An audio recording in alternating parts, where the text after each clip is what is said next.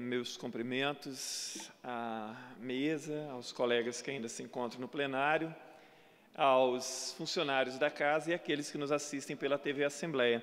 Eu vou dividir o meu tempo em dois assuntos. O primeiro é a questão da Samarco.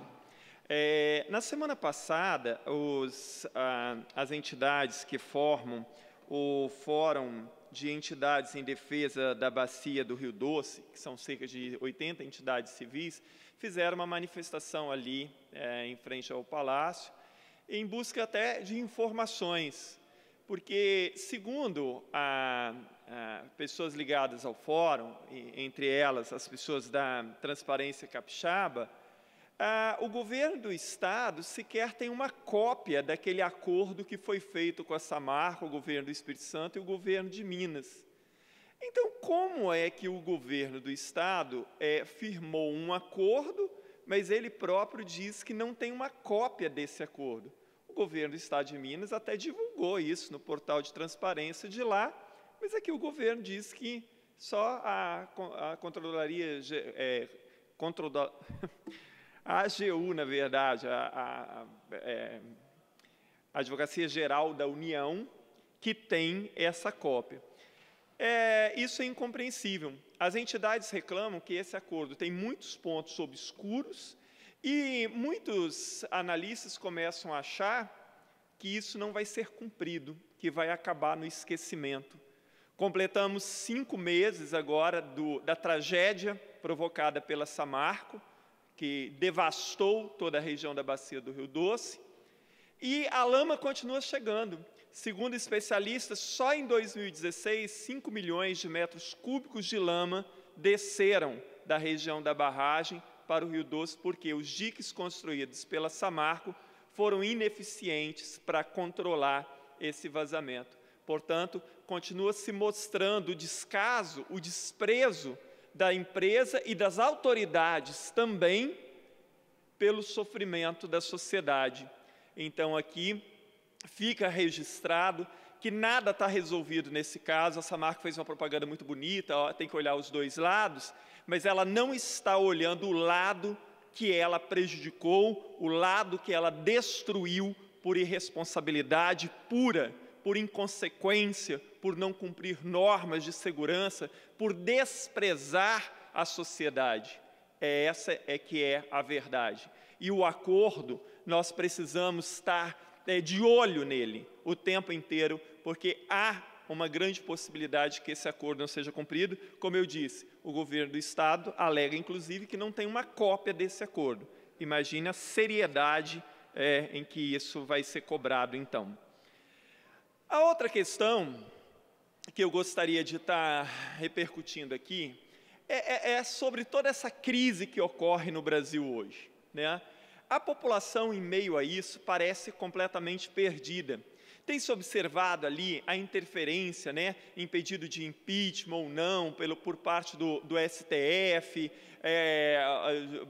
ministros que dão uma sentença, uma liminar, e interfere ali no Legislativo e vice-versa. Enfim, nós vemos isso aqui também no Espírito Santo, né, o quanto o Executivo tantas vezes interfere nas decisões aqui do Legislativo, e a população fica perdida em meio de tudo isso. O que, afinal de contas, é função e prerrogativa do Judiciário, do Legislativo e do Executivo?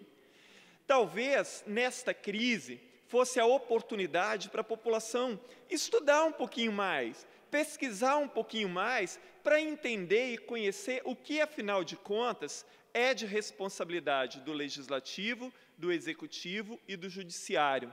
Porque, óbvio, há uma promiscuidade muito grande entre os poderes públicos, muitas vezes, e a população, ela se perde em meio disso, né? Quando se pensou a tripartição de poderes, quando Montesquieu versou sobre isso, ele deve hoje, quando vê o que acontece muitas vezes no Brasil, como há a interferência de um poder no outro e a promiscuidade existente entre esses poderes, Montesquieu deve se revirar no caixão, né? Porque quando ele pensou a independência e a harmonia entre os poderes, deputado da Vitória, ele não pensou nesse tipo de coisa. porque harmonia nada tem a ver com subserviência. São coisas muito diferentes. É muito claro quando se fala em tripartição de poderes. Independência entre poderes. Harmônicos, mas independentes. E independência pressupõe, não é a mesma coisa que autonomia. Então, a independência, ela pressupõe a não subordinação, porque isso fere o princípio legítimo da tripartição dos poderes. Agora, seria muito importante que a população estudasse agora um pouquinho mais, que ela entendesse o que cada poder efetivamente deve fazer e como deve fazer. Em meio a essa confusão toda, e também essa corrupção generalizada que parece que toma conta do país, cresce nesses momentos a ideia, pelo volume de políticos envolvidos nessas operações, e de partidos também, cresce um jargão popular que todos os políticos são iguais, que é tudo farinha do mesmo saco, que político é tudo corrupto, que é tudo ladrão e não sei mais o quê. Esse tipo de discurso ele não ajuda em nada num momento como esse.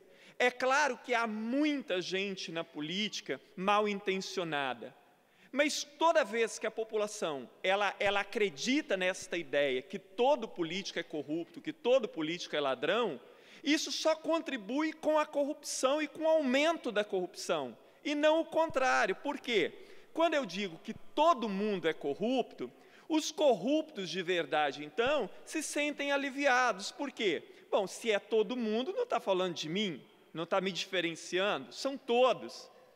Mas a partir do momento que a população acompanhasse melhor o trabalho dos políticos e separassem o joio do trigo, ela ia identificar que não são todos iguais, que não são todos da mesma laia, que não são todos ladrões.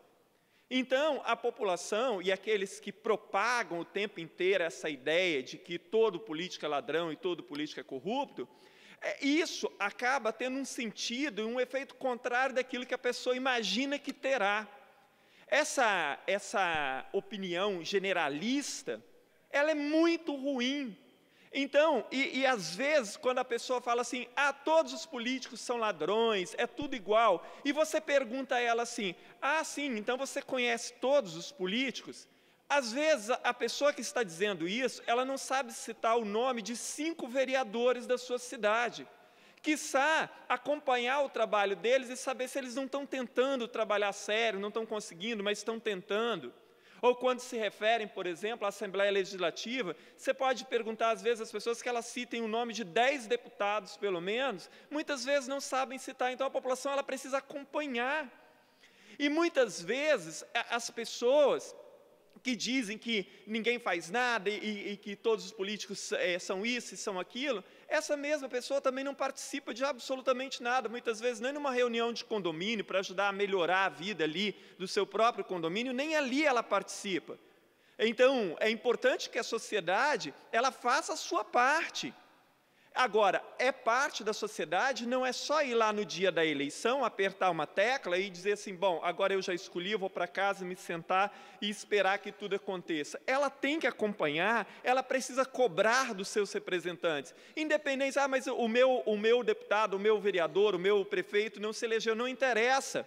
Aqueles que foram eleitos passaram a ser representantes de todo mundo. Então, todo mundo tem que cobrar. Eu sei que as pessoas não têm tempo de passar o dia inteiro tomando conta daquilo que os políticos estão fazendo ou não.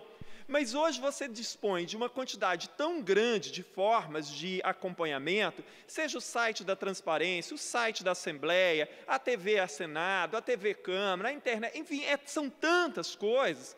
Então, de vez em quando, dá para você se informar assim, né? E mais uma vez eu digo, essa ideia de que todo político é ladrão e de que todo político é safado e que todo mundo é igual, ela é, primeiro, errada e, segundo, ela não contribui em nada para melhorar o discurso. Então, fica aqui a minha recomendação. Agora, esse ano é ano de eleição, as eleições municipais elas são importantíssimas, que as pessoas estudem um pouquinho mais, pesquisem para entender qual é a função exata de cada poder, qual é a função de um prefeito, de um vereador, de um deputado estadual, de um deputado federal, para não cobrar coisas que essas pessoas também não têm a função de fazer. e não serem enganadas com promessas falsas, muitas vezes nas vésperas das eleições, né? E que entendam melhor como funciona. Ponho o meu mandato, o meu gabinete à disposição para informações, no que a gente puder ajudar para esclarecer as dúvidas. Muito obrigado, presidente.